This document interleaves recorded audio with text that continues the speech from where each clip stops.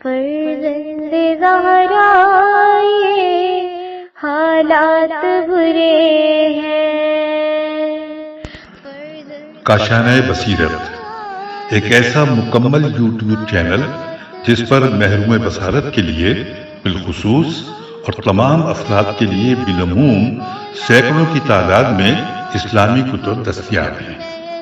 لہذا گزارش ہے کہ آپ اپنی ذمہ داری نبھاتے ہوئے کاشانہ بصیرت کو سبسکرائب کرنے کے ساتھ ساتھ بیل آئیکن کو پریس کیجئے تاکہ آپ علم کے حصول کے ساتھ ساتھ مذہب اہل بیت کی اشاعت میں بھی اہم کردار ادا کرتے رہیں۔ کاشانہ بصیرت۔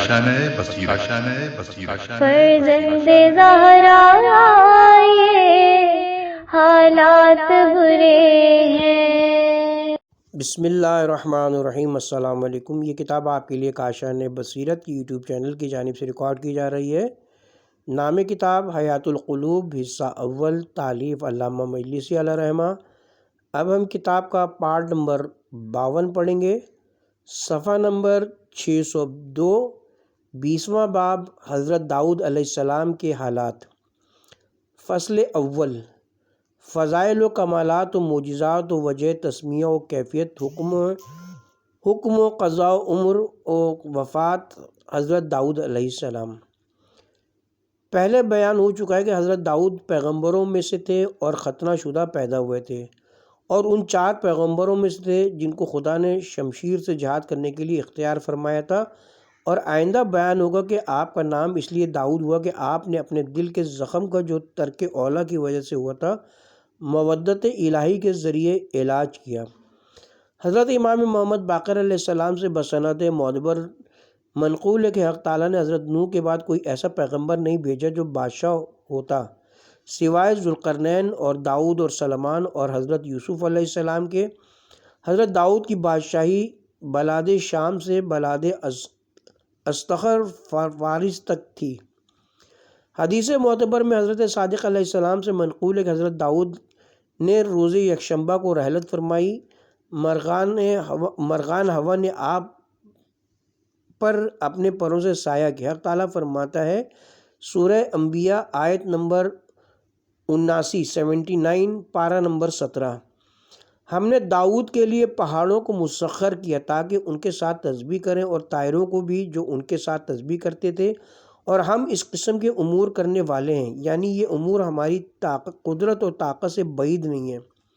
بعض کہتے ہیں کہ جب وہ ذکر الہی اور تسبیح کا آغاز کرتے تھے پہاڑ اور طیور آپ کے ساتھ ہم آواز ہو کر تسبیح کرنے لگتے تھے۔ بعض کہتے ہیں کہ پہاڑ اور مرغان ہوا آپ کے ہمراہ چلتے تھے۔ سورہ انبیاء آیت نمبر 80، اور ہم نے ان کو تمہارے لیے لباس زرع کا بنانا سکھایا تاکہ وہ تم کو جنگ میں ہتھیار سے محفوظ رکھے، تو کیا خدا کی ان نعمتوں پر شکر کرتے ہو؟ سب سے پہلے جس نے زرع بنائی وہ حضرت داؤد تھے۔ پہلے لوگ آہنی ٹکڑے سینے پر باندھتے تھے اور اس کی گرانی سے جنگ نہیں کر سکتے تھے، پس خدا نے لوہے کو ان کے ہاتھ میں مثل خمیر کے نرم کر دیا، اور وہ اپنے ہاتھ سے زرع بناتے تھے جو ہلکی ہونے کی وجہ سے آلات حرب سے جسم کی حفاظت کرتی تھی۔ پھر خدا نے فرمایا کہ آیت نمبر 10 سورہ سبا پارہ نمبر 22، ہم نے اپنی جانب سے داؤد کو فضل عطا کیا اور شرف تمام لوگوں پر یہ کہ ہم نے کہا اے پہاڑوں اور طائروں، جب وہ تسبیح و استغفار کے ساتھ ہماری طرف رجوع ہوں تو تم بھی ان کی موافقت کرو۔ لوگ بیان کرتے ہیں کہ جس وقت حضرت داؤد تسبیح و تقدیس کرتے تھے خداوند عالم ان کے ساتھ پہاڑوں اور طائروں کو گویا کر دیتا تھا، تو وہ بھی آپ کے ساتھ حمد الہی میں شریک و ہم آواز ہوتے تھے۔ بعض کہتے ہیں کہ خدا ان کو اس وقت شعور و زبان عطا فرماتا تھا تو وہ حضرت کے ساتھ شریک ذکر خدا ہوتے تھے۔ بعضوں نے کہا کہ وہ سب حضرت کے ساتھ حرکت کرتے تھے۔ بعضوں کا قول ہے کہ ان سب کو حضرت کو مسخر فرما دیا تھا کہ آپ جو ارادہ پہاڑوں کے بارے میں کرتے ہیں، مثلاً معاون کا ظاہر ہونا اور نکل آنا یا کنواں کھودنا وغیرہ آسانی سے ممکن تھا، اور جو حکم طائروں کو دیتے تھے وہ اطاعت کرتے تھے۔ سورہ سبا، ہم نے لوہے کو ان کے لیے مثل موم کے نرم کر دیا اور حکم دیا کہ کشادہ زریں اور اندازے کے موافق ان کے حلقے بناؤ اور نیک اعمال بجا لاؤ کیونکہ جو کچھ تم لوگ کرتے ہو میں سب دیکھتا ہوں۔ اور دوسری جگہ ارشاد فرماتا ہے آیت نمبر 15 سورہ نحل پارہ نمبر 19، اور ہم نے داؤد اور سلمان علیہ السلام کو علم بزرگ عطا کیا، انہوں نے کہا کہ تمام تعریفیں اور ستائش خدا کے لیے سزاوار ہے جس نے ہم کو فضیلت و برتری اپنے بہت سے مومن بندوں پر عطا فرمائی۔ علی بن ابراہیم نے روایت کی ہے کہ حق تعالیٰ نے داؤد و سلمان کو وہ آیات و معجزات عطا فرمائے جو کسی پیغمبر کو نہیں عطا فرمائے، یعنی تعلیم کی ان کو زبان طیور اور ان کے لیے آہن اور رانگے کو نرم کیا، بغیر آگ کے، اور پہاڑ ان کے ساتھ تسبیح کرتے تھے، اور ان پر زبور نازل کیا جس میں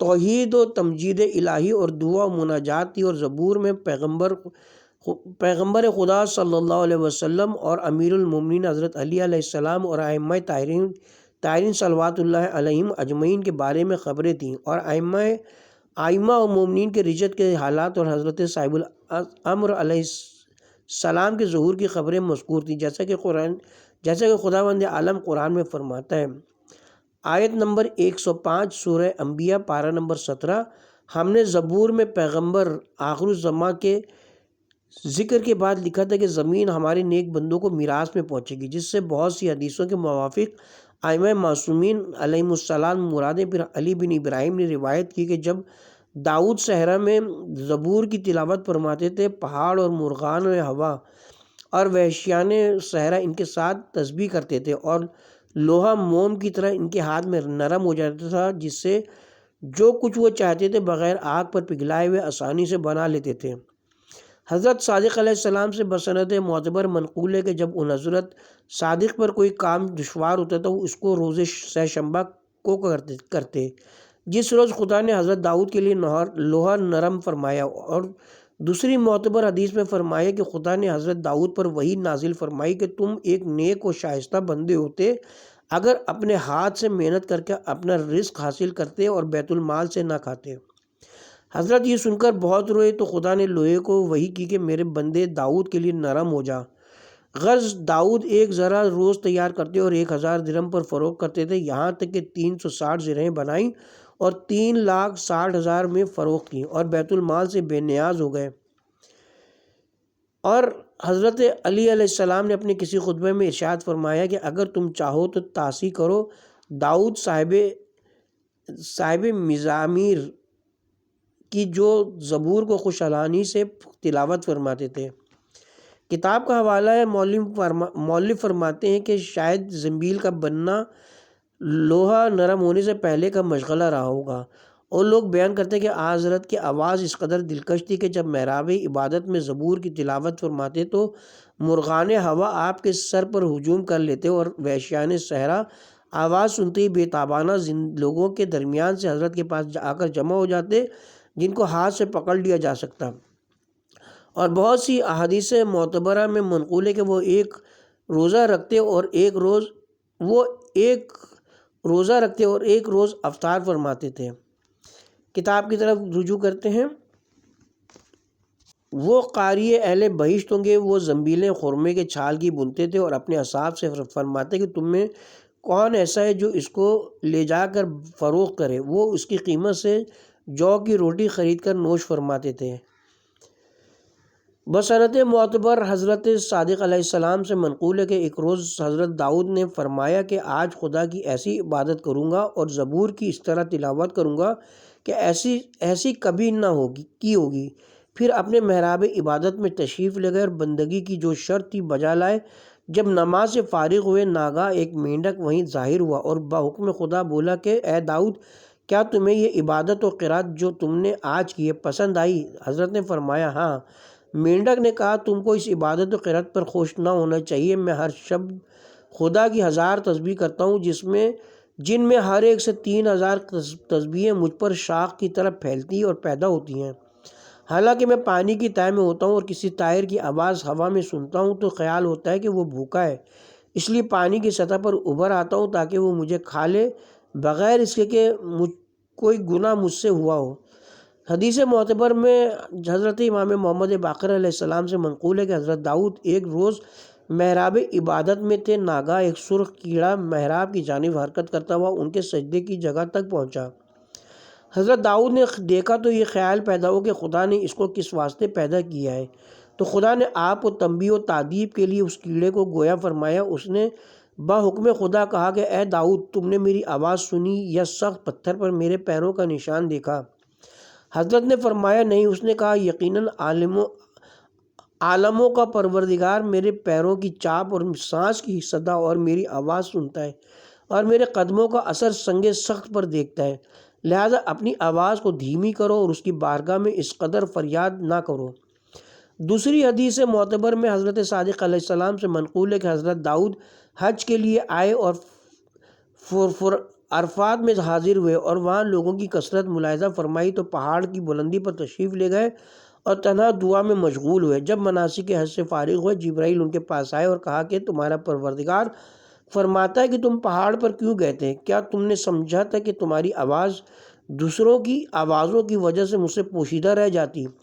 پھر حضرت جبرائیل داؤد علیہ السلام کو جدہ کی جانب لے گئے اور وہاں سے ان کو دریا کی تہہ میں پہنچایا اور 40 روز کی راہ تک لے گئے، جیسے کہ میدانوں میں چلتے ہیں، یہاں تک کہ ایک پتھر تک پہنچے اور اس کو شگافتہ کیا، اس میں ایک کیڑا نظر آیا۔ تو حضرت جبرائیل نے کہا کہ تمہارا پروردگار فرماتا ہے کہ میں دریا کی گہرائی میں اس پتھر کے اندر اس کیڑے کی آواز سنتا ہوں اور اس کے حال سے غافل نہیں ہوا ہوں، اور تم نے یہ گمان کیا کہ میں تمہاری آواز دوسروں کی آوازوں کے مل جانے سے نہ سن سکتا۔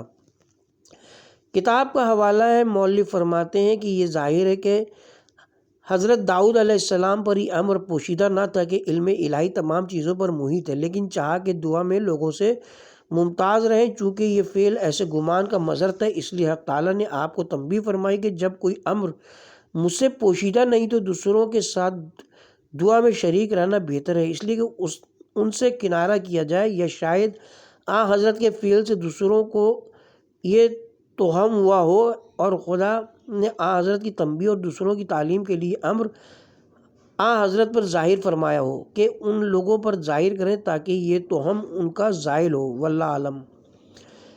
بسند ہائے معتبر حضرت صادق علیہ السلام سے منقول ہے کہ حضرت داؤد علیہ السلام نے خدا سے دعا کی کہ جو معاملہ بھی ان کے پاس آئے خدا کے علم میں جو اس کا حکم واقع ہو ان پر وحی فرمائے تاکہ اس معاملے کا وہ اسی طرح فیصلہ کر دیں۔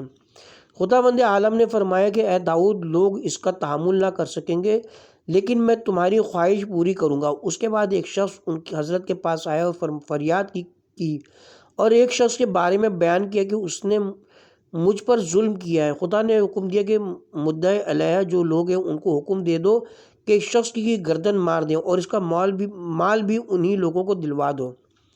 حضرت داؤد علیہ السلام نے ایسا ہی کیا تو بنی اسرائیل نے چیخ و پکار شروع کی اور کہنے لگے کہ مظلوم کے ساتھ آپ نے ایسا کیا جو عدل کے خلاف تھا۔ پھر حضرت داؤد علیہ السلام نے دعا کی کہ خداوندہ مجھے اس بلا سے نجات عطا فرما۔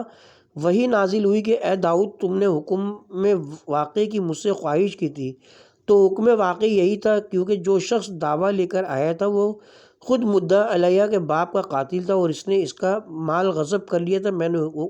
میں نے حکم دے دیا کہ مدعی علیہ اپنے باپ کے قتل کے عوض مدعی کو قتل کرے اور اپنے باپ کا مال اس سے حاصل کر لے۔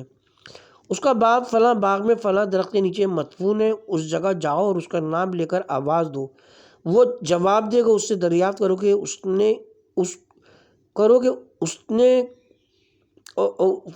اس سے دریافت کرو کہ کس نے اس کو قتل کیا ہے۔ حضرت داؤد علیہ السلام یہ معلوم کر کے بہت خوش ہوئے اور بنی اسرائیل سے کہا خدا نے مجھ کو اس بلا سے نجات بخشی، اور سب کو ہمراہ لے کر حضرت اس درخت کے پاس پہنچے۔ اس مقتول کا نام لے کر پکارا، اس نے جواب دیا کہ لبیک اے خدا کے رسول۔ حضرت نے پوچھا تجھ کو کس نے قتل کیا؟ اس نے کہا فلاں شخص نے، اور میرا سب مال وہی لے گیا۔ یہ معلوم ہوا تو بنی اسرائیل راضی ہوئے۔ پھر حضرت داؤد علیہ السلام نے خدا سے التجا کی کہ حکم واقعی ان سے اٹھا لے۔ تو خدا نے وہی فرمائی کہ میرے بندے دنیا میں حکم واقعی کسی کی تاب نہیں لا سکتے، لہذا مدعی سے گواہ طلب کیا کرو اور مدعی علیہ کو قسم دے کر حالات معلوم کر کے فیصلہ کرو اور حکم واقع مجھ پر چھوڑ دو کہ میں بروز قیامت اسی کے مطابق ان کے درمیان فیصلہ کروں گا۔ حضرت امام محمد باقر علیہ السلام سے بسند صحیح روایت ہے کہ حضرت داؤد علیہ السلام نے خدا سے سوال کیا کہ اپنے بندوں کے درمیان جس طرح تو فیصلہ آخرت میں کرے گا ان میں سے ایک فیصلہ مجھے بھی دکھا دے۔ حق تعالیٰ نے وہی فرمائی کہ جس امر کا تم نے سوال کیا اپنی مخلوق میں کسی پر میں نے ظاہر نہیں کیا اور سزاوار نہیں ہے کہ کوئی میرے سوا اس طرح حکم کرے۔ حضرت نے دوبارہ یہی خواہش ظاہر کی تو جبرائیل نازل ہوئے اور کہا کہ تم نے وہ سوال کیا جو کسی پیغمبر نے نہیں کیا تھا۔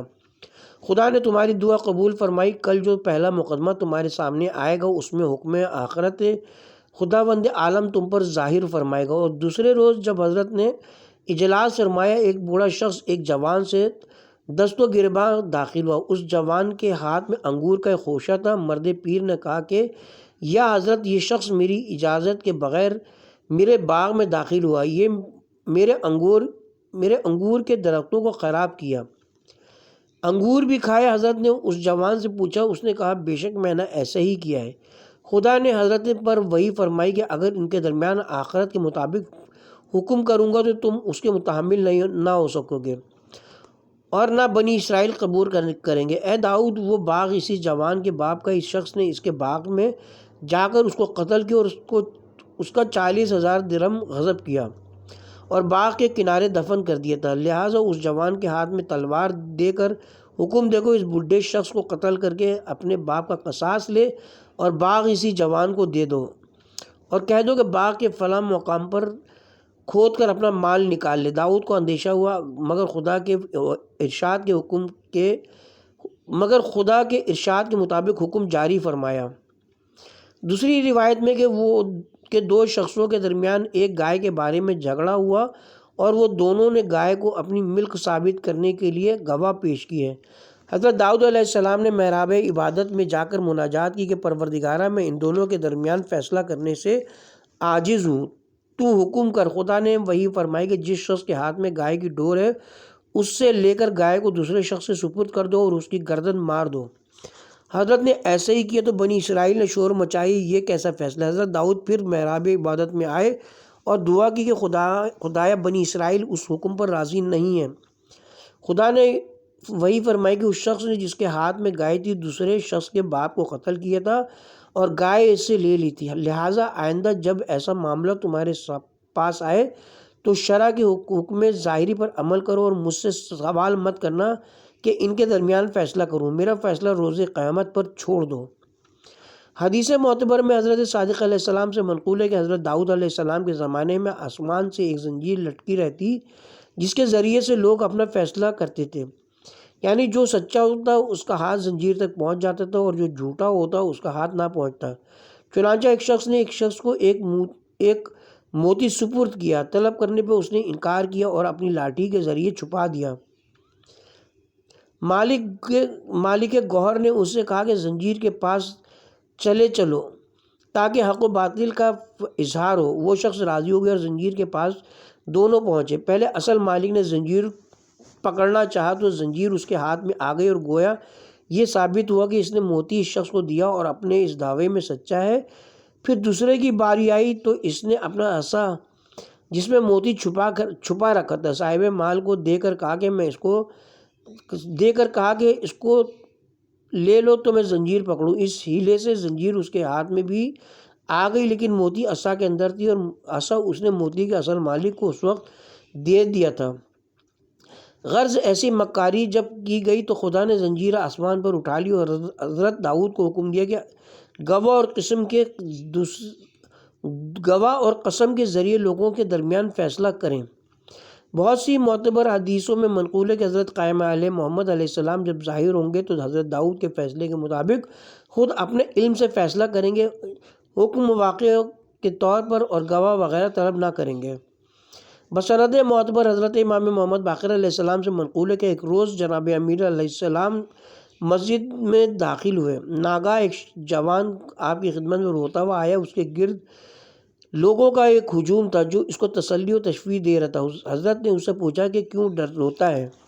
عرض کی یا حضرت شرح قاضی نے میرے معاملے کا وہ فیصلہ کیا جس کو میں نہیں سمجھ سکتا، یہ لوگ میرے باپ کو اپنے ساتھ سفر میں لے گئے تھے، اب یہ لوگ واپس آئے ہیں اور میرے باپ کو نہیں لائے، میں نے پوچھا وہ کہاں ہے؟ کہتے ہیں مر گیا۔ میں نے پوچھا کہ اس کا سارا مال کیا ہوا؟ کہتے ہیں اس نے کچھ مال نہیں چھوڑا ہے۔ میں ان کو قاضی شورے کے پاس لے گیا۔ اس نے ان لوگوں کو قسم دے کر حال معلوم کیا اور چھوڑ دیا۔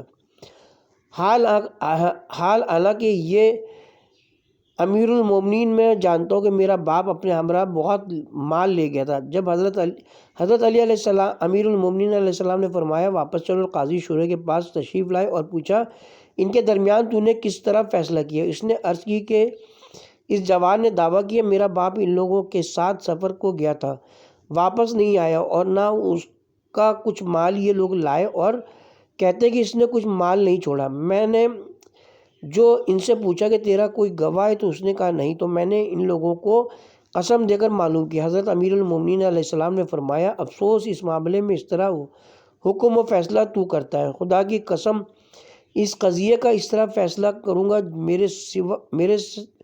میرے قبل سوائے داؤد پیغمبر کے کسی نے نہیں کیا ہے۔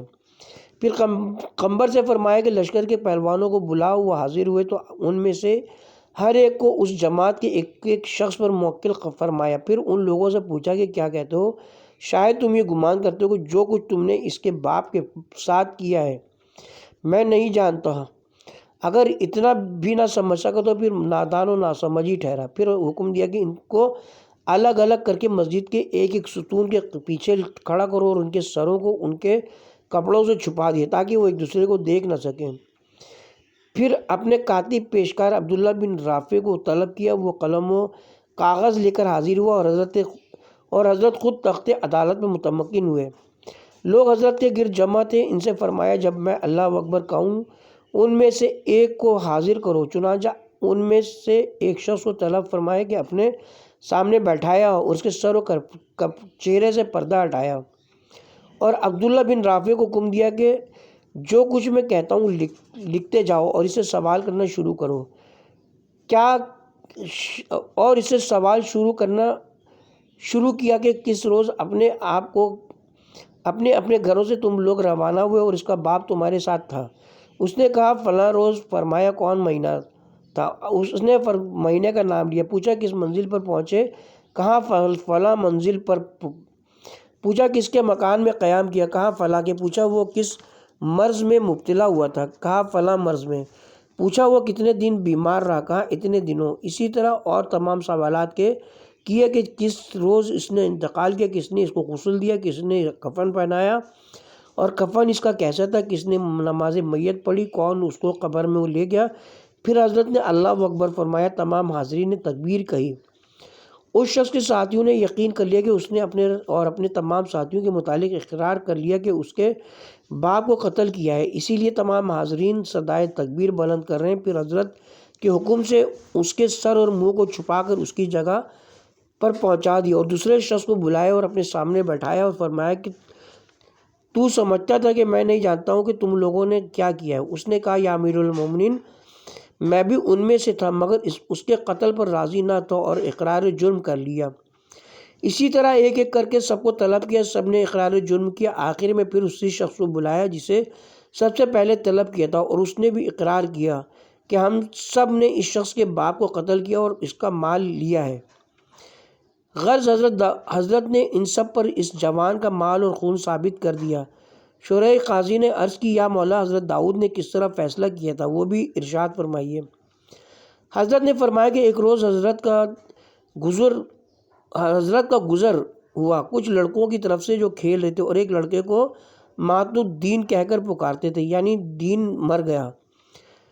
حضرت داؤد نے اس لڑکے کو اپنے پاس بلایا اور پوچھا کہ تیرا یہ نام کس نے رکھا ہے؟ اس نے کہا میری ماں نے۔ تو داؤد اس لڑکے کو ساتھ لے کر اس کی ماں کے پاس گئے اور پوچھا کہ تمہارے اس فرزند کا نام کس نے رکھا ہے؟ اس نے کہا کہ اس کے باپ نے۔ آپ نے فرمایا کہ کس طرح؟ واقعہ بیان کرو۔ عورت نے کہا اس کا باپ ایک جماعت کے ساتھ سفر میں گیا، اس وقت یہ لڑکا میرے شکم میں تھا، وہ جماعت سفر سے واپس آئی اور میرا شوہر نہیں آیا۔ میں نے ان لوگوں سے اس کا حال پوچھا تو ان لوگوں نے بتایا کہ وہ مر گیا۔ میں نے پوچھا کہ اس کا مال اور سامان سب کیا ہوا؟ انہوں نے جواب دیا کہ اس نے کچھ مال نہیں چھوڑا۔ میں نے ان سے پوچھا کہ کوئی وصیت کی ہے؟ کہا ہاں، اور وہ یہ کہ میری زوجہ حاملہ ہے، اس سے کہہ دینا کہ لڑکی ہو یا لڑکا اس کا نام مات الدین رکھنا۔ اس لیے میں نے اس کا نام مات الدین رکھا ہے۔ حضرت نے پوچھا کہ تم اس جماعت کو پہچانتی ہو، آیا وہ لوگ زندہ ہیں یا مر گئے؟ عورت نے کہا وہ سب زندہ ہیں اور میں ان کو پہچانتی ہوں۔ آپ نے فرمایا مجھے لے کر ان سب کو بتلاؤ۔ حضرت داؤد اس عورت کے ساتھ ہر ایک کے گھروں پر گئے اور سب کو بلایا اور اسی طرح ان کے درمیان فیصلہ کیا، یہاں تک کہ ان سب نے اپنے جرم کا اقبال کیا اور خون اور مال ان پر ثابت کیا، اور عورت سے فرمایا کہ اب اس لڑکے کا نام عاش الدین رکھو، یعنی دین زندہ ہو گیا۔ بسند معتبر حضرت صادق علیہ السلام سے منقول ہے کہ پیغمبر خدا صلی اللہ علیہ وآلہ وسلم نے فرمایا کہ حضرت داؤد کی عمر 100 سال کی ہوئی، ان میں سے 40 سال بادشاہی کی مدت ہے۔ بسند معتبر حضرت امام محمد باقر علیہ السلام سے منقول ہے کہ خداوند عالم نے حضرت آدم کے پاس وادی روحا میں فرشتوں کی جماعت بھیجی جو طائف اور مکہ معظمہ کے درمیان واقع ہے، اور ان کی ذریت کو آواز دی جو عالم ارواح میں چوٹیوں کے مانند تھے۔ سب پشت آدم سے باہر آئے شہد کی مکھیوں کی طرح اور جمع ہوئے۔ پھر حضرت آدم علیہ السلام کو خدا نے ندا دی کہ نظر کرو کیا دیکھ رہے ہو؟ آدم نے کہا چھوٹی چھوٹی بہت سی چونٹیاں وادی کے دامن میں دیکھتا ہوں۔ خدا نے فرمایا یہ سب تمہاری ذریت ہیں جن کو تمہاری پشت سے میں نے نکالا ہے تاکہ ان سے عہد و پیمان لوں اپنی ربوبیت اور محمد صلی اللہ علیہ وآلہ وسلم کی پیغمبری کا، جیسا کہ میں آسمان میں ان سے پیمان لے چکا ہوں۔ آدم نے کہا خدا بندہ میری پشت میں کیوں کر ان سب کی گنجائش ہو سکتی ہے؟ فرمایا اپنی لطیف صنعت اور قدرت نافذہ کے ذریعے ان سب کو تمہاری پشت میں میں نے جگہ دی ہے۔ عرض کی پالنے والے عہد و پیمان میں تو ان سے کیا چاہتا ہے؟ فرمایا یہ چاہتا ہوں کہ میری ربوبیت اور معبودیت میں کسی کو میرا شریک نہ کریں اور کسی کو میرا ہمسفر نہ قرار دیں۔ آدم نے عرض کی پالنے والے جو شخص تیری اطاعت کرے گا اس کی کیا جزا ہے؟ فرمایا اس کو اپنی بہشت میں ساکن کروں گا۔ آدم نے کہا اور جو تیری نافرمانی کرے گا اس کی کیا سزا ہے؟ فرمایا اس کو جہنم میں ڈال دوں گا۔ آدم نے عرض کی پالنے والے تو نے ان کے بارے میں انصاف فرمایا، لیکن اگر تو ان کی حفاظت نہ کرے گا اور عمل نیک کی توفیق نہ عطا فرمائے گا ان میں سے زیادہ تر مصیبت میں مبتلا ہوں گے۔ پھر خدا نے حضرت آدم کو پیغمبروں کے نام اور ان کی عمریں بتلائیں۔ جب حضرت آدم کو حضرت داؤد کی عمر معلوم ہوئی کہ صرف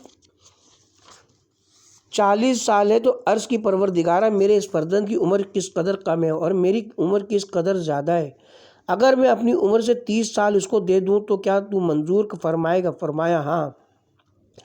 عرض کی خداوندہ میں نے اپنی عمر سے 30 سال داؤد کو دی ہے، میری عمر سے کم کر دے اور اس کی عمر میں زیادہ فرما۔ لہذا حق تعالیٰ نے ایسے ہی کیا جیسا کہ قرآن میں ارشاد فرماتا ہے کہ خدا جو چاہتا ہے محو کرتا ہے اور جو چاہتا ہے ثابت کرتا ہے۔ اس کے پاس الکتاب یعنی تمام کتابوں کی ماں ہے، اور دوسری کتابیں اس سے لکھی جاتی ہیں۔ جب آدم علیہ السلام کی عمر کی مدت ختم ہوئی ملک الموت قبض روح کے لیے ان کے پاس آئے۔ آدم نے کہا کہ ابھی میری عمر کے 30 سال باقی ہیں۔ ملک الموت نے کہا وہ آپ اپنی اولاد میں سے داؤد کو دے چکے ہیں۔ آدم نے کہا مجھے یاد نہیں آتا۔ ملک الموت نے کہا تم نے خود خدا سے سوال کیا تھا، خدا نے زبور میں تمہاری عمر 30 سال کم کر کے داؤد کی عمر میں اضافہ فرما دیا۔ آدم نے کہا اگر اس بارے میں کوئی تحریر ہو تو لاؤ، اور واقعی حضرت آدم کو یاد نہ تھا۔ لہٰذا اس روز سے خدا نے اپنے بندوں کو حکم دیا کہ اپنے قرض و دیگر معاملات میں قبالہ و تمسکات تحریر کر لیا کریں تاکہ ان کے دل سے محو نہ ہو جائے اور انکار نہ کریں۔ دوسری معتبر روایت میں ہے کہ حضرت آدم علیہ السلام نے 50 سال اضافہ فرمایا تھا، اور جب انکار کیا تو جبرائیل و میکائیل نے آ کر گواہی دی، تب وہ راضی ہوئے اور ملک الموت نے روح قبض کی۔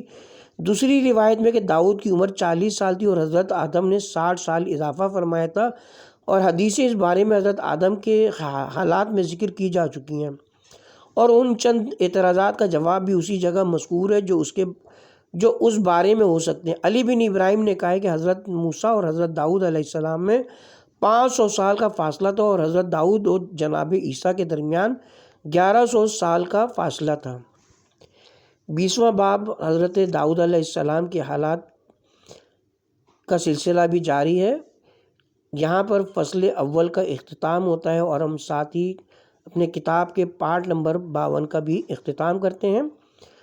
اور کتاب کے پارٹ نمبر 53 کا آغاز فصل دوم سے کریں گے۔